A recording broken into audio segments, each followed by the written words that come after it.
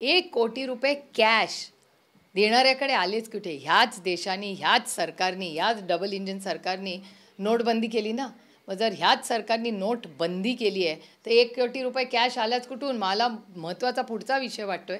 एक तर या महिलेनी नक्की मागितले का हा सरकारचा काही खोटा नाटा खेळ आहे हे स्पष्टीकरण सरकारला द्यायला लागेल.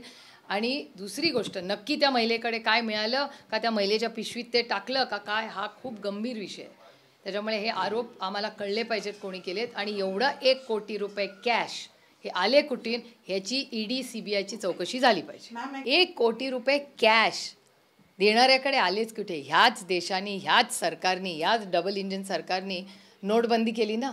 मग जर ह्याच सरकारने नोटबंदी केली आहे तर 1 कोटी रुपये कॅश आल्याच कुठून? मला महत्त्वाचा पुढचा विषय वाटतोय. एक तर या महिलेनी नक्की मागितले का हा सरकारचा काही खोटा नाटा खेळ आहे हे स्पष्टीकरण सरकारला द्यायला लागेल.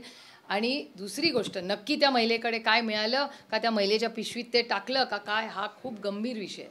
त्याच्यामुळे हे आरोप आम्हाला कळले पाहिजेत कोणी केलेत. आणि एवढा 1 कोटी रुपये कॅश हे आले कुठून ह्याची ईडी सीबीआयची चौकशी झाली पाहिजे.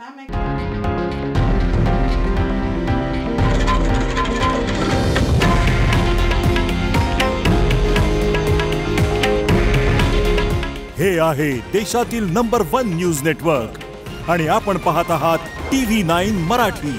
काळजी तुमची, हित महाराष्ट्राचं.